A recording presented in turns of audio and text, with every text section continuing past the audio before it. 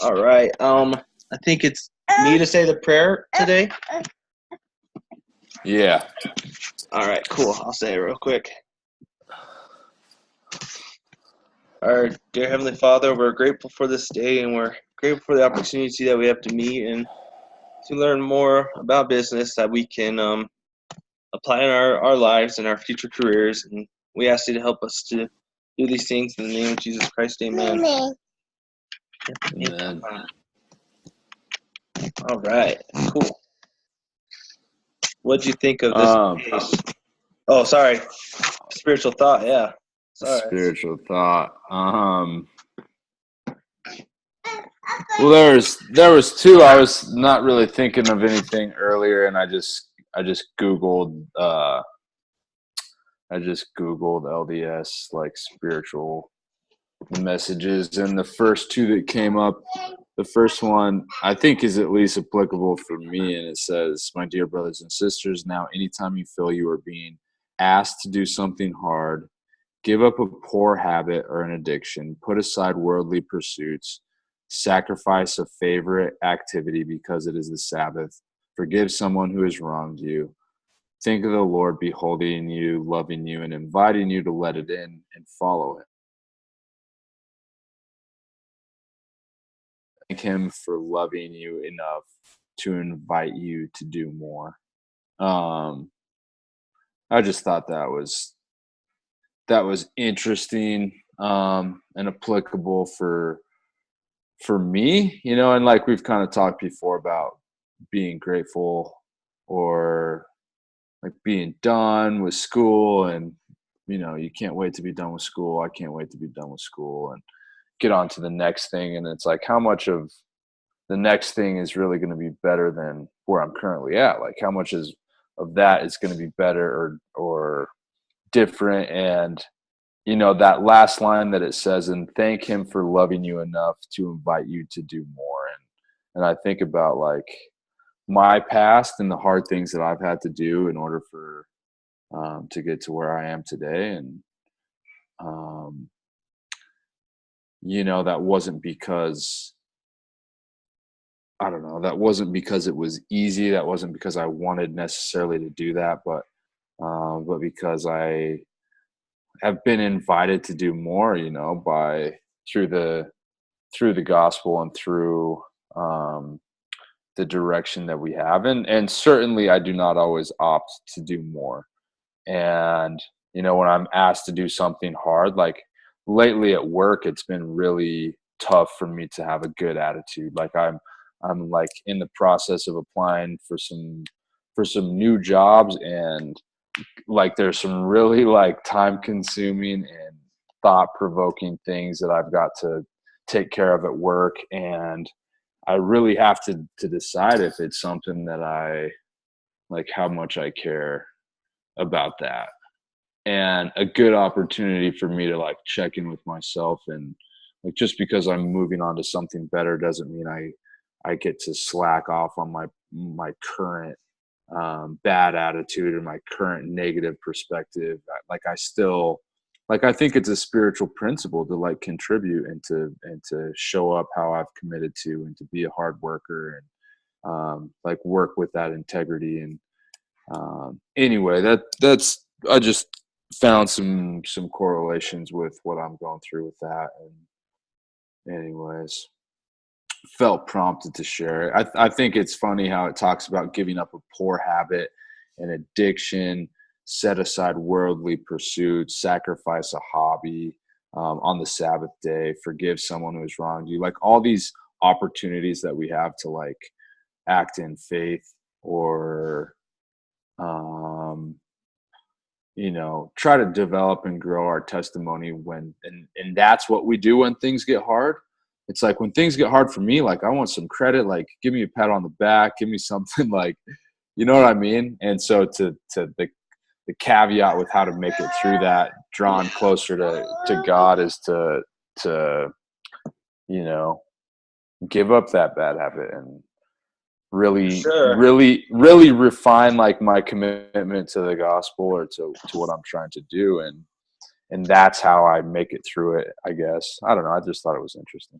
Yeah, for sure. It's like we have to take advantage of our opportunities, and I think sometimes we just really don't. So, yeah, for sure, man. I for sure don't Oh, me pretty neither. often, you know. But I'm drinking this shake. There's a pound of spinach in this shake, and so it just is like so thick and spinachy. But yeah, Yeah, man, um, for sure. What'd you think of the case this week? I thought it was a little interesting. Um, I thought it was kind of like difficult to. I thought it was actually really interesting. Um, I thought it was pretty interesting. However, it's been like a lot different with regard to what it's asking, and like the final question poses: could the progressive team develop an in-store operating model that would get them to a sustainable unit profitability? If they could, how would UOLA lead sales to scale up required volume? Like it's just probing, I think, into some different um, areas maybe that we haven't really discussed in the Yeah. past. What about you? Yeah, I thought it was interesting. I think that these guys were all over the place, though. Like, I feel like their overall organization was terrible. But I don't know. That was just kind of me. My thinking on it was like, I think they have a decent idea, but the way they're running it is just like not very good at all. Yeah. Um, it feels like pretty scattered. But I also think I don't know. I think kind of that's the purpose of the whole case is like the scatteredness, the lack of um, like defined roles within the company as far as tracking growth and missed opportunities. I think like the missed opportunities, the conversion rates, I can't remember. Um, I think that's what it was saying, like the conversion rates for like customers who come in and how many of those customers that came in were able to close on. Um, Yeah, I don't know. yeah. I think that's kind of an interesting thing. And looking at it is like, what do they have to do to be successful with their sales performance? I think I think the Sears situation was like not very good for them. Just In because what way? um I'm trying to think when they because doesn't Sears they refer them to like another bank or another card, so then people get denied from that card because they don't have the income or whatnot, and then they end up the Progresso whatever thing is on the other side of the store. So I think that doesn't work out well for them because here they are getting rejected, and then they don't want to walk across the store to get rejected again. You know, like Well, I think the thing with Sears, yeah, like since they were already working with Citibank and wanting them yeah, to first go through them to apply for the loan, and if they get denied, then they can go to Progresso. But yeah, due to how it was set up, and it was also saying like as far as like customer traffic, like the high volume traffic resulted in a lot higher conversions from the grocery stores is in um which was different than the Sears and the Kmart, where it's not nearly as trafficked, and therefore they didn't convert as many. And they were also like offering those incentives to the AEs, to the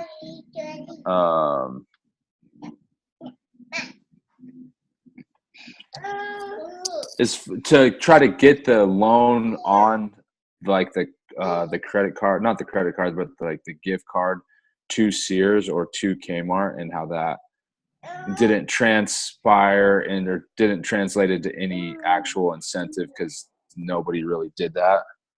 Yeah.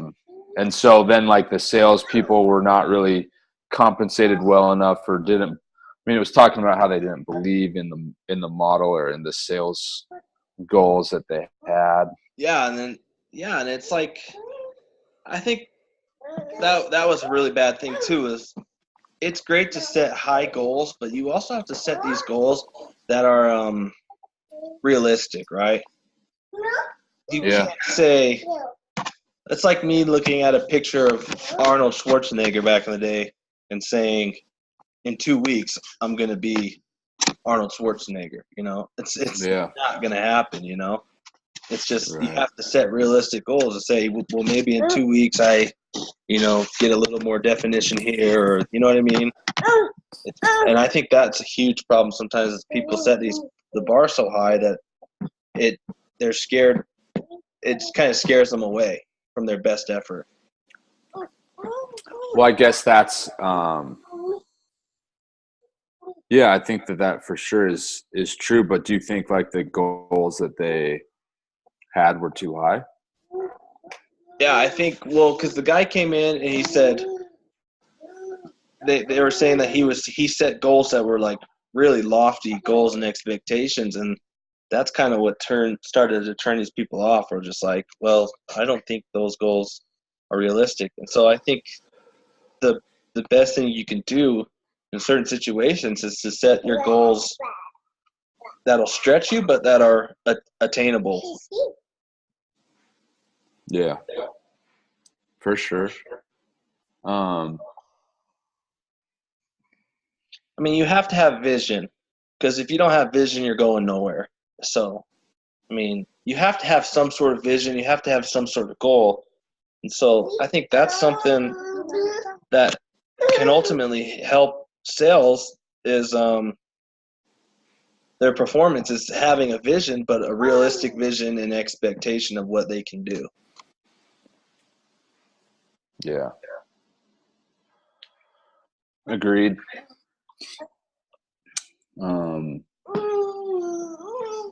Well, so I guess that kind of plays into the first question, like what scenarios, what are the possible causes of Progresso's poor performance in sales? What do you think with what you were just talking about?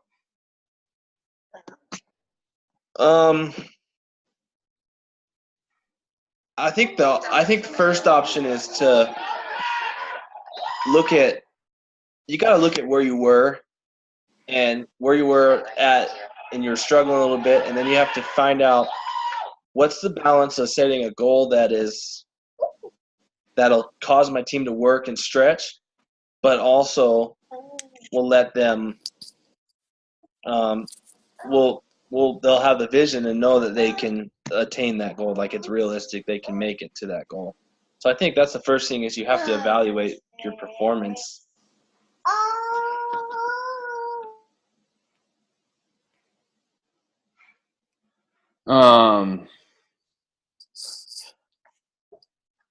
Yeah, I think you have to evaluate performance, but like what, based off of what?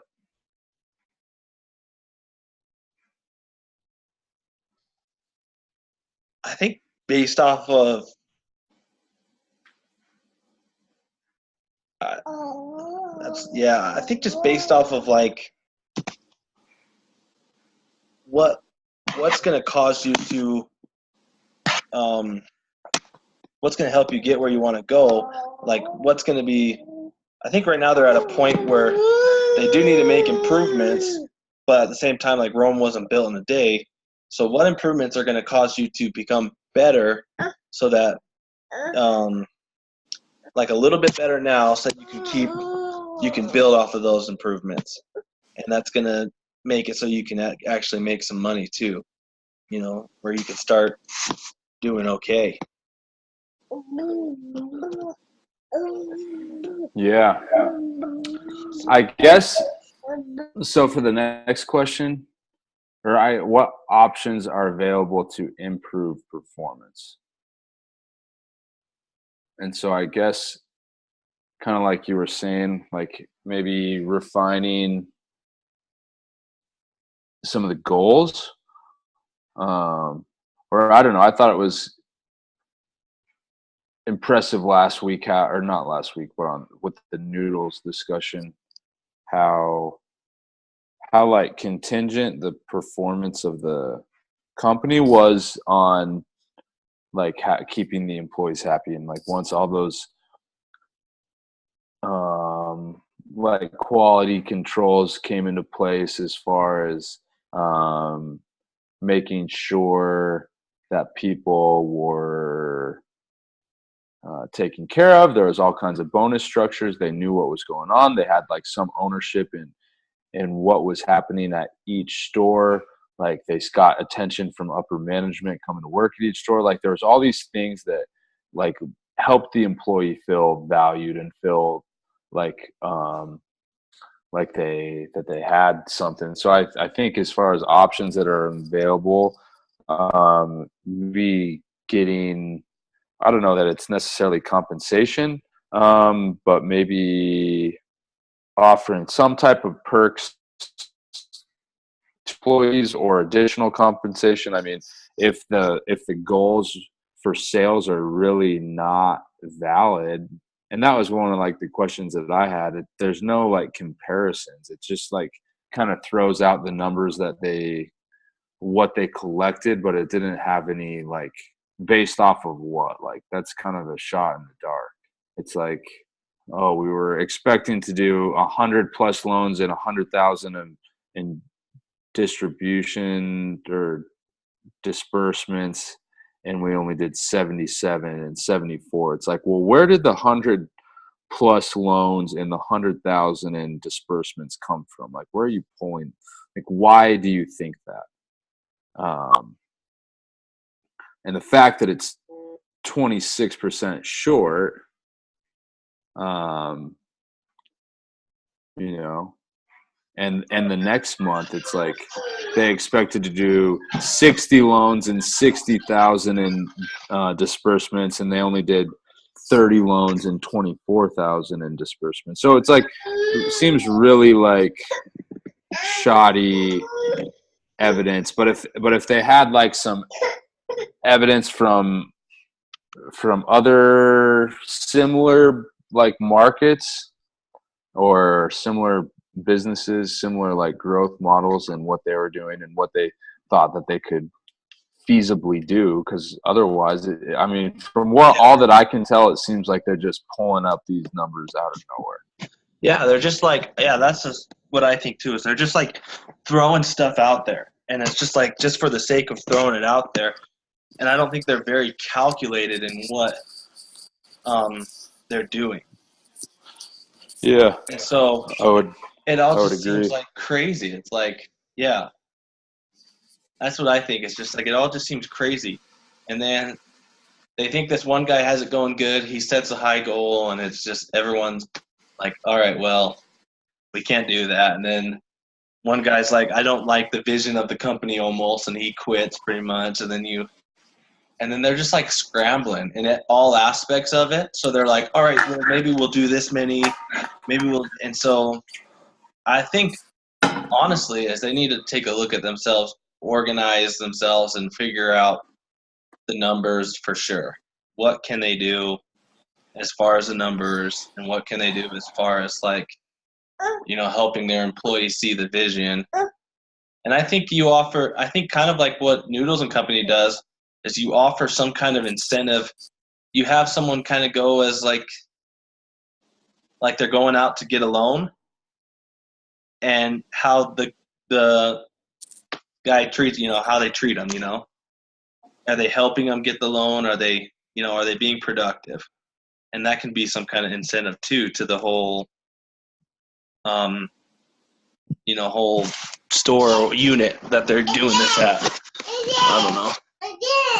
That's just kind of a thought. Yeah. No, I agree.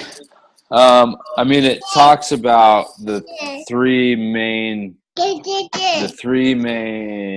problems.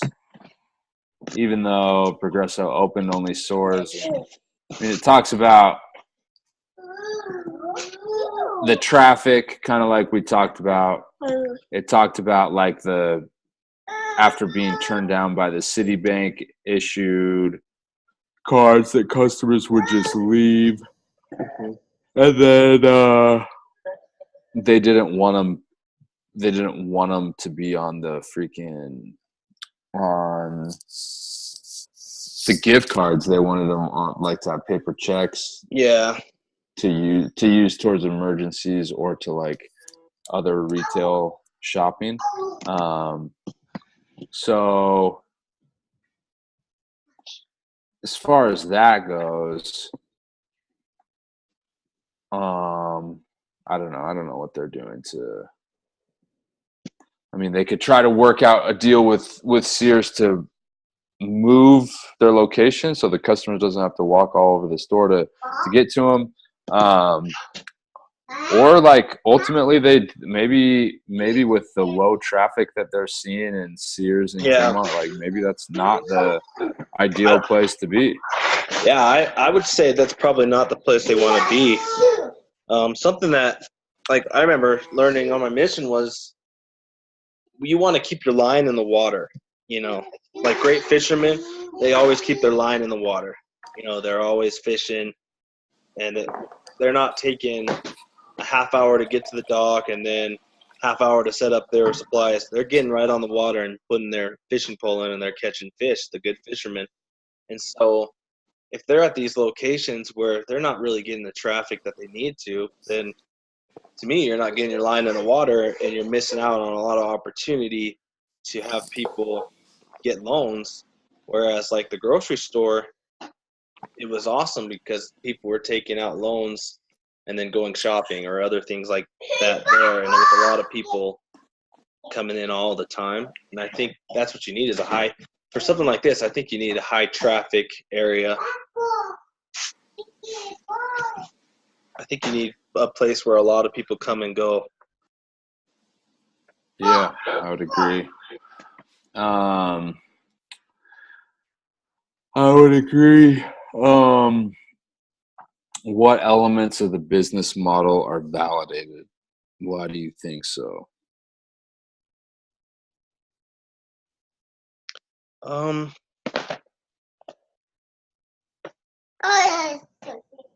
think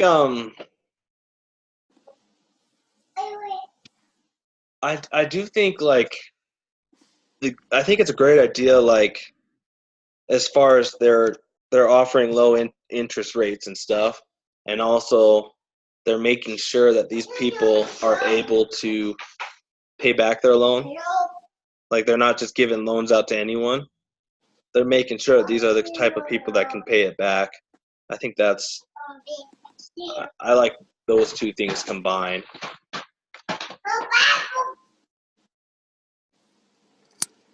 Yeah.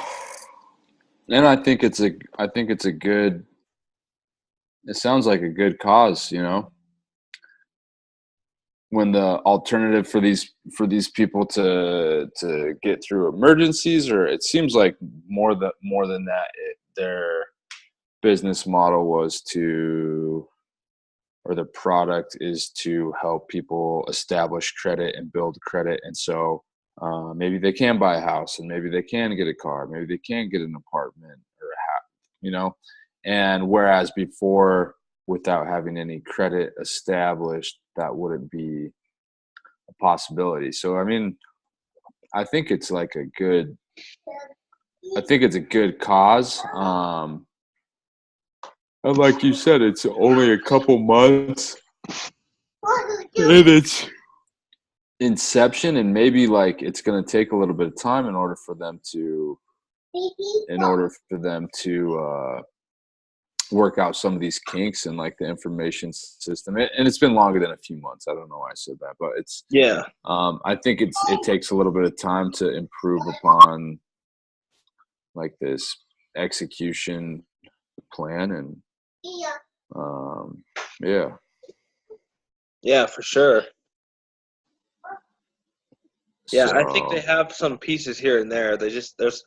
I noticed in this one there's a lot more kinks than there were in past ones, you know.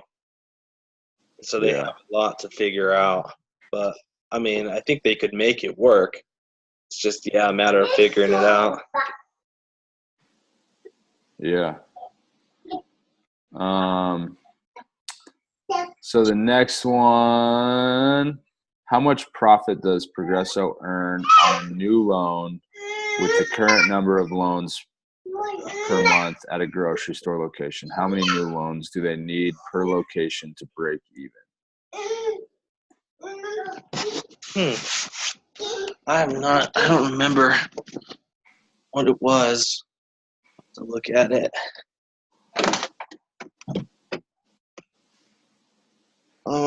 Yeah, I'm not sure how much it was for them.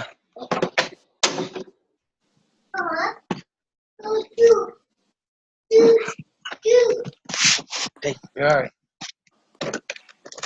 Yeah.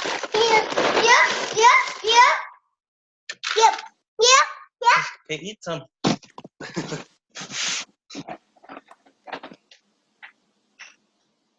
Let's see.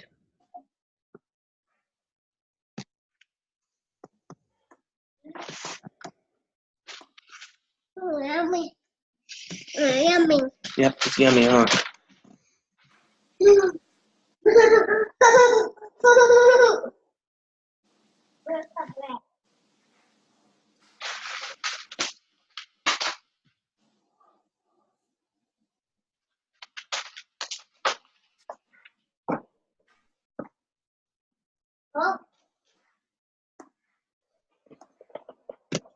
So it says the typical loan is $900, paid back over 9 months.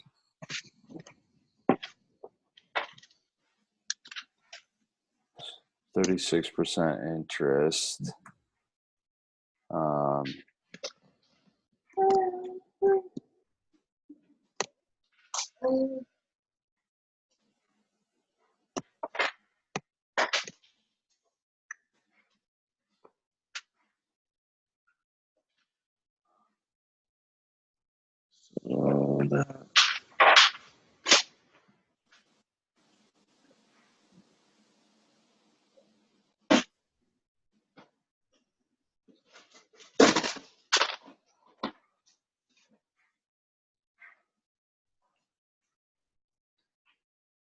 So, and there's an origination fee of $45. Right. Each account was worth $180 to the company over the life of the loan.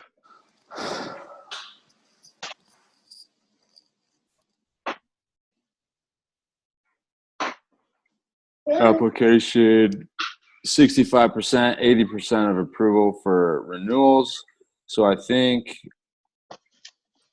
it would be, well, that ends up being 193.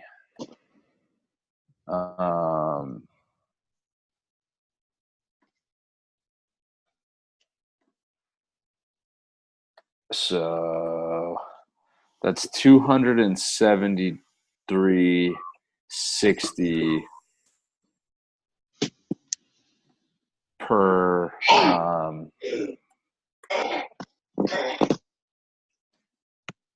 per loan. Okay.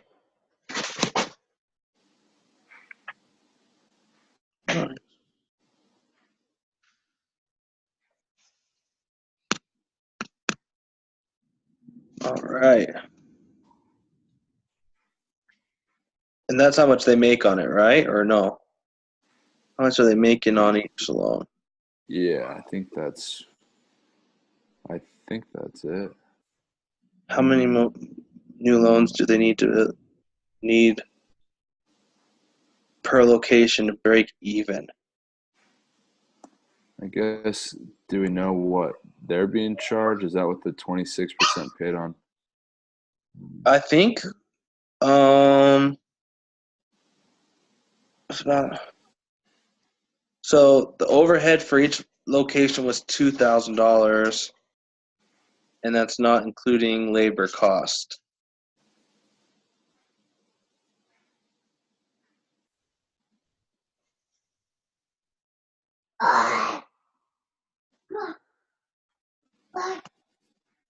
Um,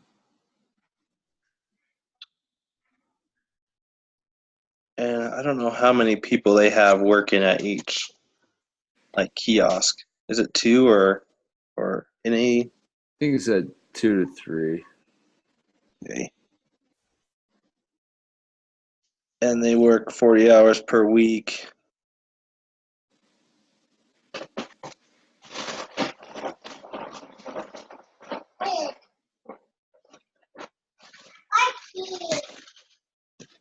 Um,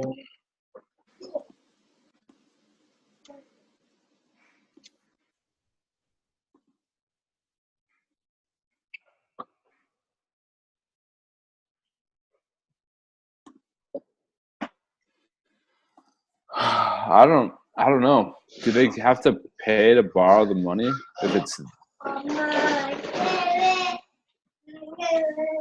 what's that? they don't have to pay to borrow the money, do they? I don't think they do. I Because it's didn't read anything on it or anything. Um,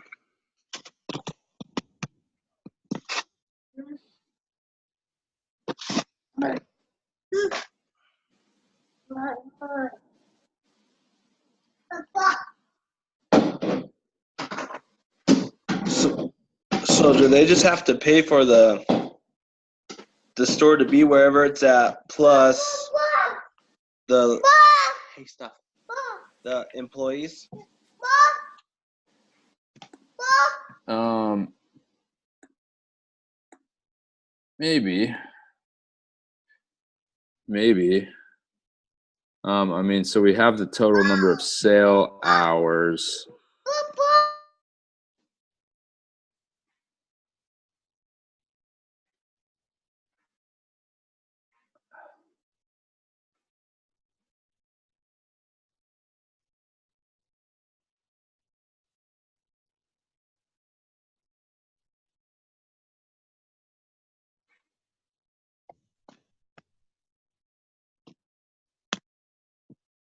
Yeah, I'm not really So sure. maybe this is how you do it. They sold.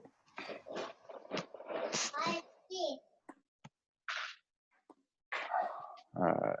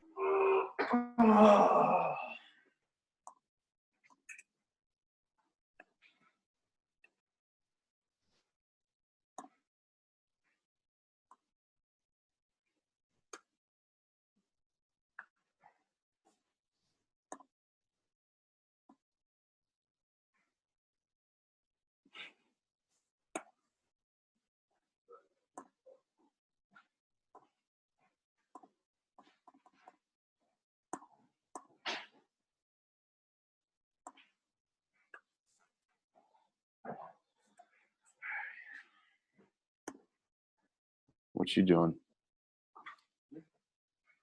I'm facing bills, dude, unfortunately.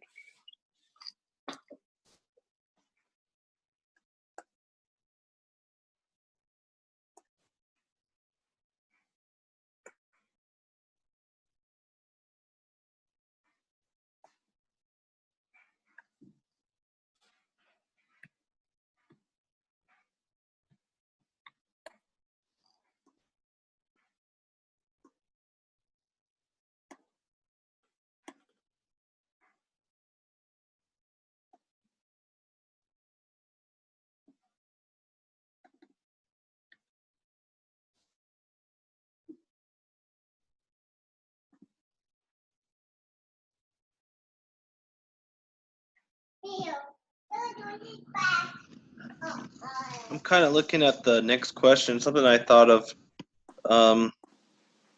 as far as like the current compensation plan, like what to change.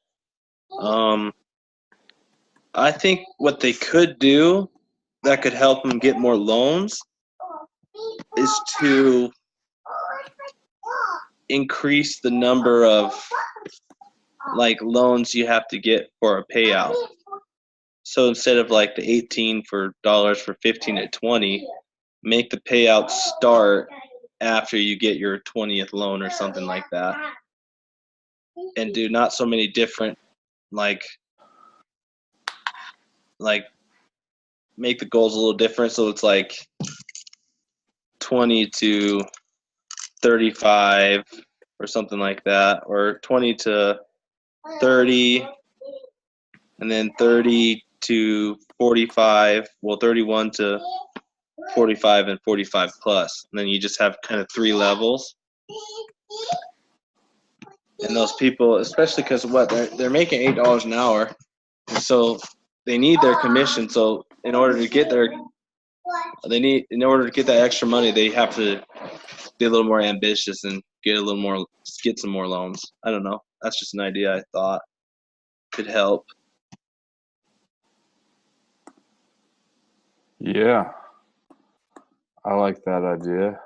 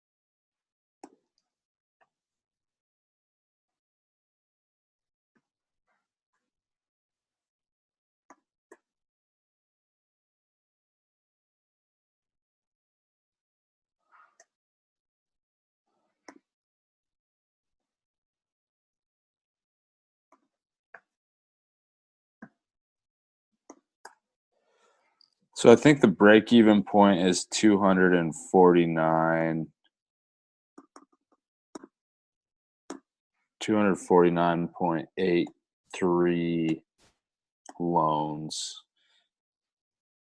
per I think per year. Cool. So that breaks down into the how many per month? Is that divided by 12? Yeah, so this is just so that's assuming. So what I did was I figure the hourly. So in the exhibit 1, it tells the total hours per month, like the sale hours per month. Yeah. Down at the bottom. And so if you look at that and then multiply that by the hourly wage, that's like on average it ends up being like $68,352.67 per month. If they're bringing in, and I also don't know, like, so they're with the revenue per loan being 180, like it talks about the whole renewal rate. I don't know what percentage it said were renewals. Because with the renewal rate, you're getting an extra $93.60 per loan, but that's assuming that there's a 100% renewal rate, which it says there's only 65% renewal rate. So I guess you could figure out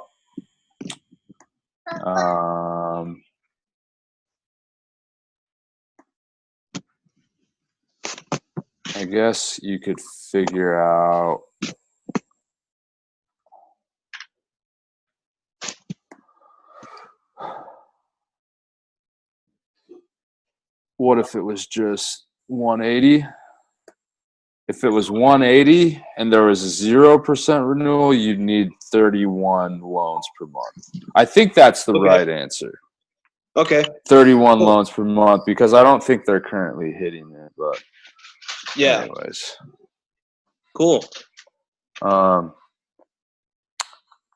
So yeah, what was that next question? Just saying you must change the current compensation plan to improve the number of loans made per month. So that's where I think you, instead of having, because they have like a bunch of different, they have 0 to 14, 15 to 20, 21 to 25.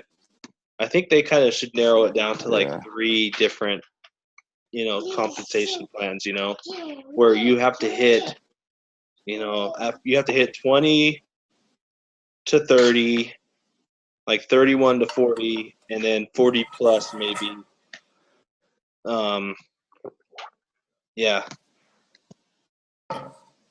Like 41, 40 plus. The only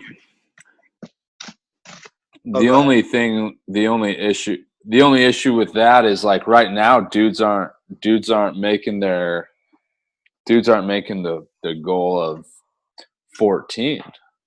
Yeah.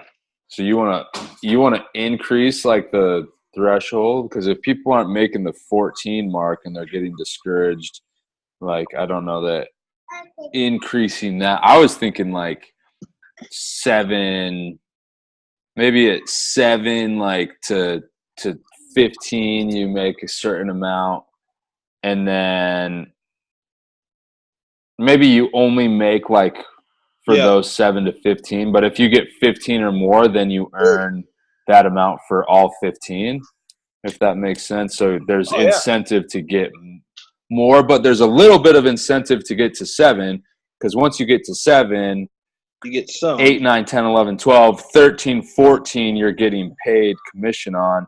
You get to 15, 1 through 15, you're getting commission on. Yeah.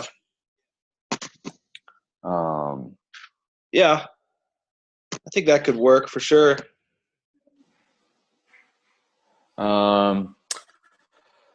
Okay, you can change the variable amount, the number of loans needed to receive a payout, and or the fixed compensation. So we kind of did that. Do not waste time trying to figure out a way to break even with lower numbers of loans. The board will not go for that. Hey, you're okay. Hold on. So is that what it's saying? Don't waste your time trying to break even, like, as far as the compensation goes? We can't compensate at a lower rate or at a lower number? Yeah, that's what I think. Because I think the board wants you to do more loans. So my thinking was,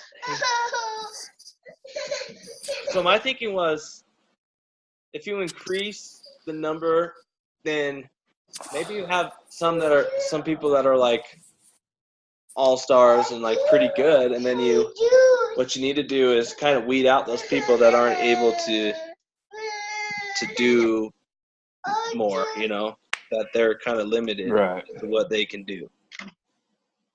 Because you want people that Yeah. are getting you more. So I think that helps, especially with the training that they're going to start doing too, where they're actually training people. I think they're going to get better quality of employees where they can start possibly hitting higher numbers. Yeah. But I mean, it's hard because people aren't working as hard. Well, they're not getting those numbers right now. But I've seen I've seen it work both ways. Where like we had to increase our like contacts on our mission. One time we doubled it, and everyone thought it was like super hard. But then we were able to we actually were getting them consistently after that. We just pushed ourselves a little bit more. Because of that, like baptisms like increased a ton. And so I think it could be the same for these people. It's like you increase that minimum threshold there to get the compensation, and you'll find that people like can start working a little bit harder, because Yeah. for myself, if I'm making $8 an hour and they're saying I need to get 20 to, and they're saying I'd get 20 to get some compensation, then I would definitely stretch myself a little further. But also, I don't think it's like, I think they can make the rates like pretty competitive and nice too, where it's not like you're just starting off like your first time getting the thing. It's not just like what it is for 15 to 20 where it's just $18. I think it's like you spend a little bit more on the levels. I don't know if that makes sense. Where you do like My only thing is Oh, go no, ahead. I get what you're saying. So instead of like $18, it would be like 22. Yeah. Or you would have a higher payout once you've reached that threshold. My Yeah. only thing is I feel like if you're trying to motivate them to sell more, if I'm making $8 an hour and I can't sell 14 to get that, like I'm probably not selling 20. Yeah. You know what I mean? And so I think like something else put into play where that can motivate them, and if we can't do it with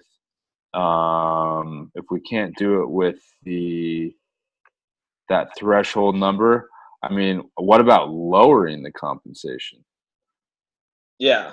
the hourly rate? Because if I'm making $6 an hour now, like now I'm really freaking strapped and I really need to go for it. I mean, I don't know that would be any help to employee morale, and like people would probably not appreciate that. But I mean, It makes you I work. don't know how it make you work harder, but yeah, maybe if you increase like the payout rate once you got to the threshold and decrease the hourly rate, I mean, you're probably breaking even as a company, but as far as what you're going to be paying out, but you're saving money in the hourly rate category. Plus, you've got more motivated employees to sell more. Yeah, and if you're selling more, you're So gonna do better as a company overall. yeah, because it makes it. If we're making 180 per loan, I can afford to pay an extra $5 or whatever. I think it said it ended up being like still $69 per loan, or And then I you don't got remember and what then it you got said. you got a ton of people they're actually hitting more loans. So you're getting people that are hitting 25, maybe 30 loans a month now, compared to just below 14. So you'd almost double your production if they could hit those numbers. If you can motivate them to hit those. Yeah.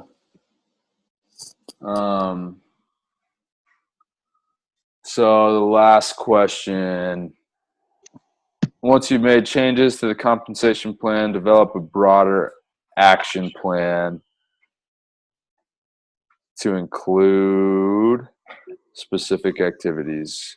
Will you manage results or activities? Will you keep your current AEs? Do you expect them to stay with the new compensation plan, or will you find new AEs if the current ones leave?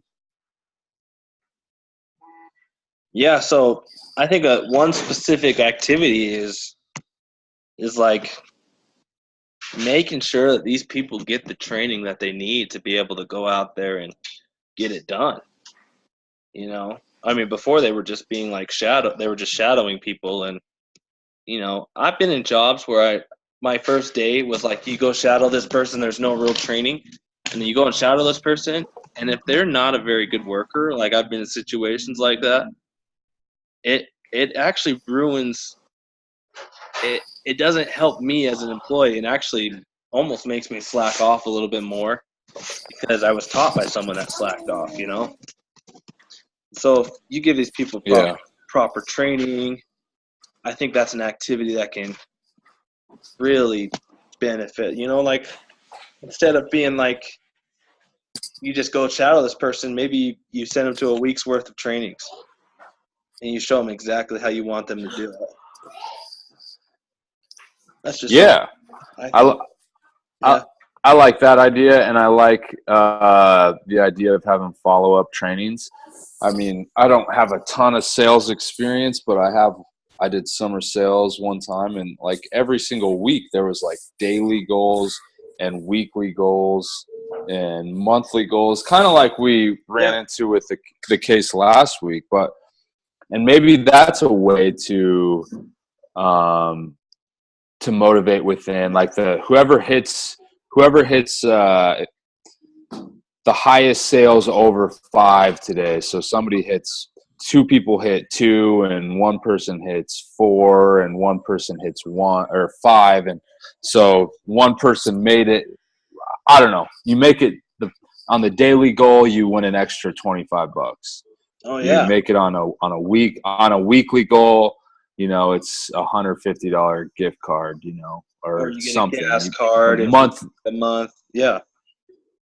Yeah, monthly goal, like, and so to kind of try to motivate and do things where you're not having to maybe take what would be a bigger hit with as far as the compensation plan, but you're still like motivating the goals.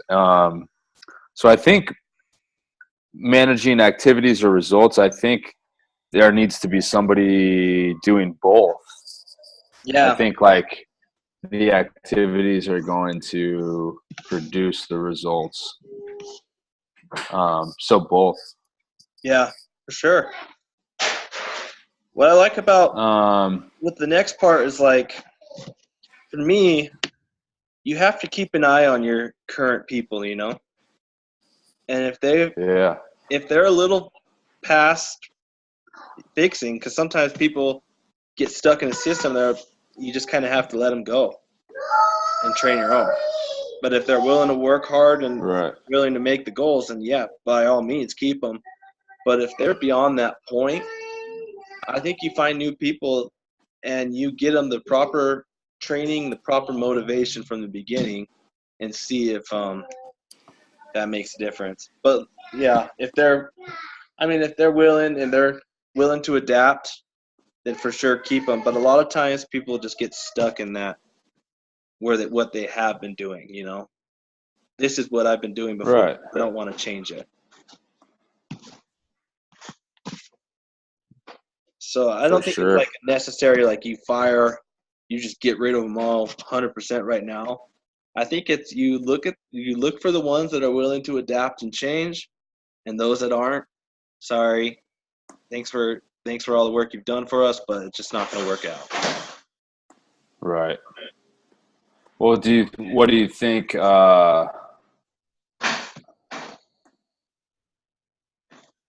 to stay? Who's going to go? What's that? As far as like who's going to stay and who's going to go? Do you think people are going to like the current AEs? Do you think they're going to peace out? I think you could probably have a good percentage of people probably that are going to they're gonna say like what you said is like you're asking way too much of us, and I can't do this. But then you're gonna have like a few of those people that are like those all stars, and you keep them on, and then you give the people you actually have these people do some of the training with the new people, and that eventually helps everyone kind of get to their level.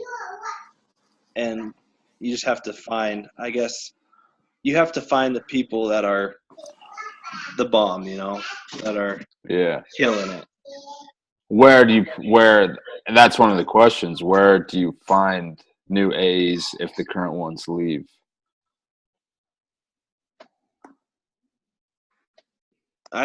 That's the only part I'm a little stumped on is like where would I go to get these people? I think people maybe banks and stuff, people that have experience with banks and whatnot. People that have kind of, and you obviously, I think you want someone that's bilingual. Yeah. So I think that's necessary, because I think they had to have translators at times because, someone didn't speak Spanish. So Right. I think you need someone bilingual. So yeah, I think you go. I was thinking BYU Idaho. I was thinking missionaries. Yeah, I was thinking missionaries, dude. I actually have been thinking about a business idea that would like cater to specifically return missionaries who like know languages. But I think you find like a young desperate crowd. You find a young crowd who's willing and motivated to learn, to be coached. Like, I don't know that I feel like sales is so subjective. Like, it doesn't matter.